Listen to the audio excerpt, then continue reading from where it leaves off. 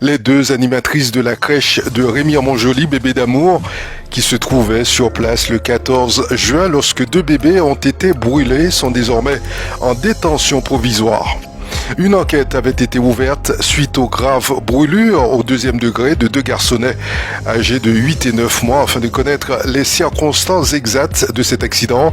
Les enfants se trouvent dans un état critique et ont été transférés à Paris et admis à l'hôpital pédiatrique Armand Trousseau le 15 juin pour la poursuite de leurs soins. Les deux femmes ont été entendues devant le juge des libertés de la détention ce samedi 17 juin. Elles ont été mises en examen et placées en détention provisoire avec deux facteurs aggravants: violence volontaire sur mineurs de moins de 15 ans et non-assistance à personne en danger. Les deux femmes risquent jusqu'à 7 ans de prison. Près d'un an après son départ du gouvernement, Justine Benin est de retour. La Guadeloupéenne, un temps secrétaire d'État à la mer entre mai et juillet 2022 et ancienne députée de la 2e circonscription de la Guadeloupe, a été nommée samedi 17 juin coordinatrice interministérielle contre les violences faites aux femmes en Outre-mer, un poste créé cette semaine par la première ministre Elisabeth Borne et dont les contours sont encore flous. Son rôle sera d'examiner l'ensemble des questions et des enjeux liés aux violences perpétrées contre les femmes dans les collectivités ultramarines, indique le décret publié vendredi et actant la création de cette nouvelle fonction. Même si l'ensemble de ses missions et ses marges de manœuvre ne sont pas encore très claires, Justine Benin devra faire des propositions pour s'attaquer au fléau des féminicides, des violences conjugales et des violences sexuelles dans les territoires ultramarins où l'ampleur de ces événements est plus accentuée que dans le reste de la France. Elle devra également transmettre des informations utiles et des bonnes pratiques aux acteurs locaux.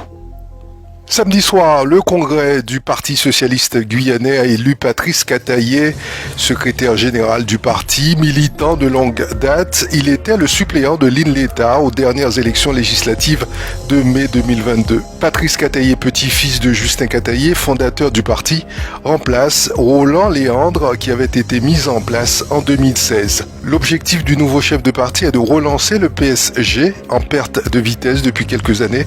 Pour rappel, le parti n'avait pas dépassé les 5% au premier tour des élections régionales de 2021.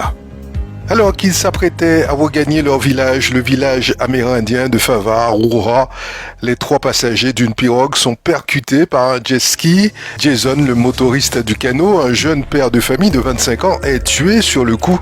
Les 2 autres passagers, sa cousine et son compagnon, sont blessés légèrement. L'homme qui pilotait le jet ski prend la fuite. Les 3 victimes sont alors repêchées par l'équipage des bateaux, témoins de l'accident. Redescendu vers le bourg de Roura, le couple est pris en charge par les pompiers au niveau du dégrade de l'église et est conduit à l'hôpital. Seule l'enquête des gendarmes pourra répondre aux nombreuses questions des familles et habitants du village Favart, tous endeuillés et sous le choc.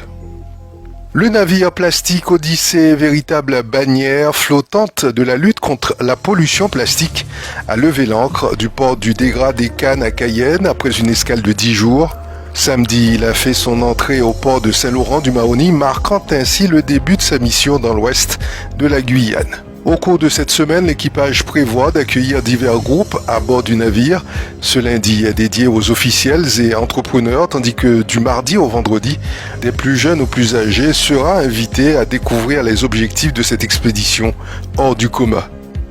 Le SEUNSA Guyane et la FSU SNUIP Guyane appellent les enseignants de Saint-Laurent à faire grève ce lundi 19 juin. Une action est prévue dans la journée. Pour les représentants syndicaux des enseignants, l'accueil des élèves de l'école maternelle Suzette Labadie Cambo, fermée pour travaux, qui doit se faire à l'école Nicole Ottilie, représente, je cite, une pression de la hiérarchie, car cette décision a été arrêtée sans le respect le plus élémentaire, qui est de recueillir l'avis du conseil des écoles. Fin de citation. Une pression à seulement 3 semaines de la sortie des classes, qui n'est pas sans conséquence sur l'état psychologique des personnels, déjà entachés par tout ce qu'ils ont eu à subir dans ce quartier, peut-on lire dans un communiqué. Pour dire non à ce diktat et pour soutenir les collègues de l'école maternelle Suzette Labadie Combo, le SEUNSA Guyane et la FSU SNUIP Guyane appellent tous les enseignants de Saint-Laurent-du-Maroni à se mettre en grève et invitent à les rejoindre à l'entrée de l'école Nicole Ottilie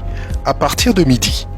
À l'ouest de la Guyane, dans les deux communes de Papaichton et de Maripasoula, l'opération nationale Journée de la gastronomie durable a été relayée localement avec le parc amazonien de Guyane, l'association de Papaichton, fleuve d'hier et d'aujourd'hui, et l'association Olitanga de Maripasoula. Cette seconde édition a été bien suivie par la population.